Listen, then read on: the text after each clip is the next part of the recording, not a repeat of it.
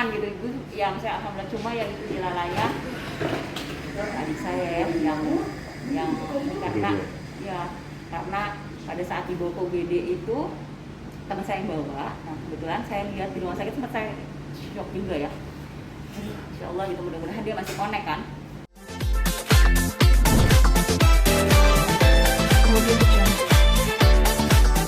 Alami kecelakaan sepeda itu kapan dan bagaimana sih Kak? Jadi kejadiannya itu hari Kamis kemarin, 2 hari yang lalu ya, pagi. Jadi sebelumnya tuh saya tuh memang kalau saya emang sepedanya selalu pagi banget gitu. Dia tuh WA, "Ci lo sepeda?" Iya. Gue sih nyusul deh gitu ya. Dia jam 6-an, kalau saya dari jam 5. Nah pada saat saya lagi sepeda udah lulus semua terakhir, udah 40, biasa kan kita 50 gitu, udah 40 ada dia. Saya sama dia, "Fen, ikut." Wah kita bareng-bareng biasa pelan. Nah saya lagi bareng sama dia nyapa, sepeda baru nih. Sepeda baru, ayo. Dia nyapa. Terus kalau aku sih cuman yang hai gitu kan. Terus kita jalan duluan. Jalan duluan terus muter. Jadi saya udah ngebalik. Dia bilang, "Mbak, gua tinggal ya. Kenapa itu ramai di sana?" Bilang ada yang kecelakaan. Ada yang kecelakaan katanya gitu. Temen gue di situ tuh Mbak. Temen putar balik ya. Nah, dia yang muter balik.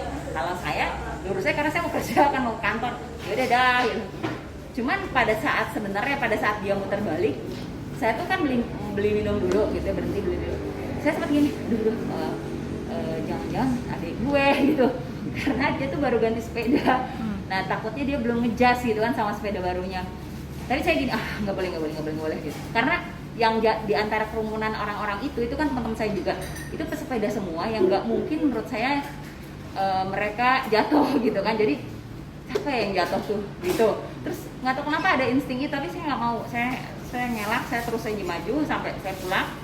Nah, lagi saya pulang sampai rumah, baru saya lihat ada dia yang telepon, "Mbak, lu di mana?" Gue di rumah mau kantor gitu kan. Ini sepedanya Mbak Firni gue pegang.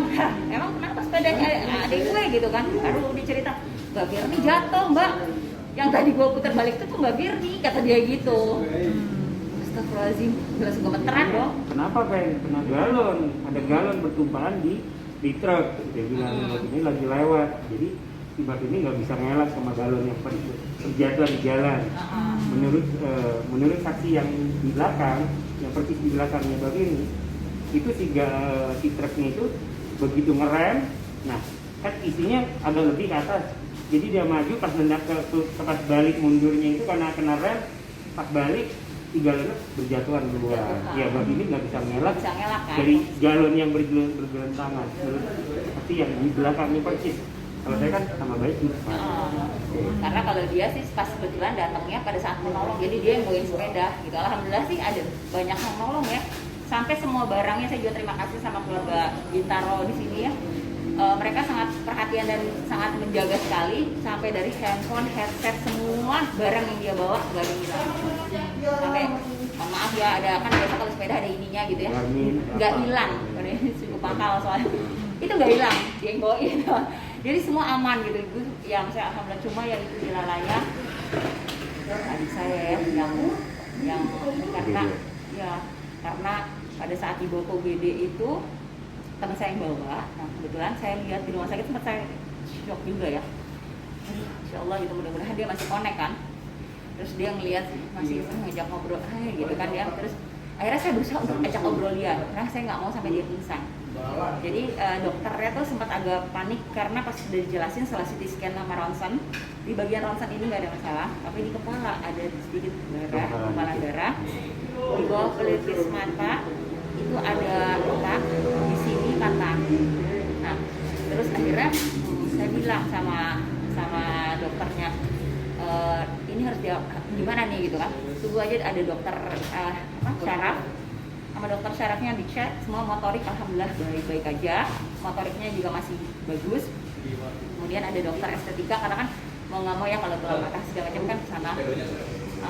Pas pada saat ditanyakan sama dokter estetika itu, iya Mbak, ini yang bagian sini, karena mungkin gini, kalaupun memang nanti bisa ngejas, kan sebenarnya luka tuh sama kayak tangan atau apa ya, bisa ngejas tapi mungkin nggak sempurna kan kembalinya, ada kemungkinan bisa jadinya bisa sebelah atau mencong dikit sakit gitu. Tapi pada saat itu saya kan ajak ngobrol dia terus, dia tuh kayak yang berusaha keras, I'm fine, I'm okay. Karena kenapa? Dia tuh paranoid sama rumah sakit karena kondisi lagi begini.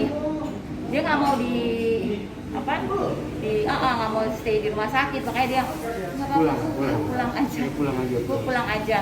Nah, dokter masih worried kan, karena harus lihat 2 hari observasi. Takutnya malamnya kalau sampai muntah atau ngigau berarti kan kena ya benturan kepala belakang. Tapi kalau misalnya fine aja, ya mau nggak mau luka ini aja ya, berarti yang di depan.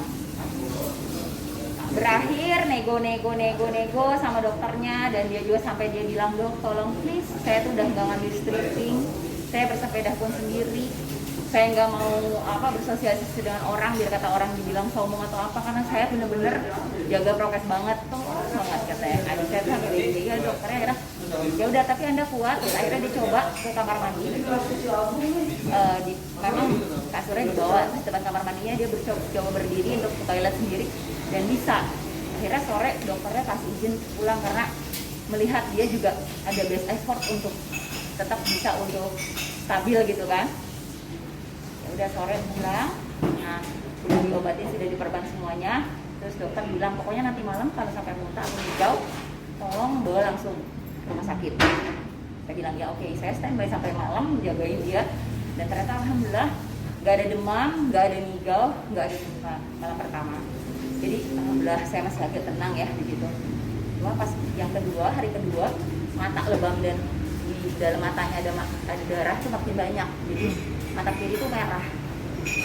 Nah tadi kami baru cek lagi, sudah dicek lagi. Ternyata memang kalau akibat benturan itu kan luka di dalam kan. Jadi pasti ada merah di mata. Jadi nggak masalah kata dokter. Cuman ya persiapan nanti harus operasi yang supaya mukanya bisa sesuai lagi, kalau enggak takutnya gitu. Berarti penanganan yang paling dekat ini akan melakukan operasi ya Kak? Betul. Kita lihat dulu karena saya masih nggak tega kan, posisinya kan masih luka ya. Luka luar juga ya? Iya, luka luar juga kan. Jadi saya minta sama dokter tuh bilang kalau sebelum 2 minggu udah dilakukan operasi, tulangnya masih bagus sih, dokternya nggak kerja keras. Tapi kalau di atas 2 minggu kan tulangnya udah ada yang mulai namanya ya kan. Khawatirnya jadi harus kerja keras untuk ngejelasin yang sama, tapi kan yang namanya kita bayar udah ya dok, kerja keras dikit. Ya tapi sih kalau Firly bilang after 1 minggu dulu deh katanya gitu. Karena dia biar tenang dulu, mungkin dia juga masih shock ya. Gitu. Berarti sama pihak si truk galon tersebut bagaimana Kak? Kondisinya sih hari ini mungkin suaminya Firly kan tadi juga di kantor polisi ya. Jadi mau damai, sudah baik-baik. Cuman ada pihak dari perusahaannya ada sedikit itikat baik, kayaknya sih mau ada trik lah ya, entah gimana. Tapi saya belum tahu pasti karena dia juga tahu siapa Firly mungkin ya, yang ownernya di belakang. Tapi saya belum tahu pasti karena suaminya belum menceritakan, masih ada di kantor polisi soalnya. Gitu. Tadi kan bagi tugas saya ke rumah sakit, antarin adik saya, suaminya ke kantor polisi. Gitu. Berarti dari pihak truknya sendiri mungkin ada konfirmasi nggak mengapa truknya sampai seperti itu, galon sampai berceceran, itu karena apa? Supirnya sih mengakui dia ada kelalaian karena dia kurang tidur. Jadi dia lupa nggak tali, nggak ikat si galon-galon banyak tersebut. Di atas pembatasnya itu kesini kan ada kayak jaring-jaring kecil gitu kan, supaya si galon kalau mental balik kan kena jaringnya, karena melebihin yang dari pembatas nih. Karena truknya kan cukup besar ya, jadi mau nggak mau kan harusnya benar-benar well prepare banget. Dia sih udah mengakui, ya udah kalah. Tapi masalah detailnya saya kan nggak ikut ke kantor polisi, jadi saya belum tahu. Dan saya juga ngucapin terima kasih sama kepolisian di sini juga ya, segera sekali, cepat gitu kan, menindaklanjuti dan langsung ngambil kunci truknya. Jadi nggak sempet sampai pergi yang melakukan kesalahannya. Setidaknya bisa bertanggung jawab ya, mau mengucapkan kata maaf atau apapun, at least ada tanggung jawabnya ya kan, nggak langsung berangkat itu aja gitu. Karena ya itu kelalaian yang cukup besar ya. Kalau misalnya truk kecil mungkin ini truk besar, berarti kan bawa barang banyak, berarti kan dia harusnya lebih prepare ya dalam hal itu untuk menjaga keamanannya sebenarnya. Dan yang saya agak sedikit emosinya ya, karena adik saya tuh kan kelempar itu nggak di pinggir jalan loh, ambil tengah. Kalau ada mobil itu langsung kegiles kan, gitu sih, karena kelempar posisinya kan. Jadi sepedanya boleh jadi ini galonnya, dia sepeda. Nah sepedanya sih sebenarnya cuma depan handle-nya aja yang ini yang rusaknya, sepedanya nggak rusak. Orang yang ini buk gitu langsung ke sini gitu sih. Jadi nah pada saat lagi jatuh itu alhamdulillahnya dari tim maksudnya dari teman-teman di Bintaro langsung cepet nutup. Kalau nggak nutup itu kan mobil kan lagi lewat, nggak tahu gitu. Tapi ke safety ridingnya Kak Firni sendiri seperti apa sih Kak? Maksudnya udah komplit kah juga atau bagaimana? Kalau masalah safety dia sangat safety karena apa? Tanya dia deh. Kalau safety tetap safety, dia tetap pakai, maksudnya kalau sepeda kan Dia emang menurutnya cuma pakai helm, kacamata, ya udah emang safety itu. Kalau sepeda. Dan dia itu tidak pernah mau pakai cleat. Dia selalu pakai cats gitu. Nggak mau ikut-ikutin yang tren-tren ya. Jadi akhirnya kondisi yang terjadi makanya dia kelempar. Kalau masih pakai cleat mungkin sama sepedanya, jadi takutnya kan lebih parah kemana-mana ya, ke kaki dan lainnya. Nah ini nggak, dia pakai sepatu cats.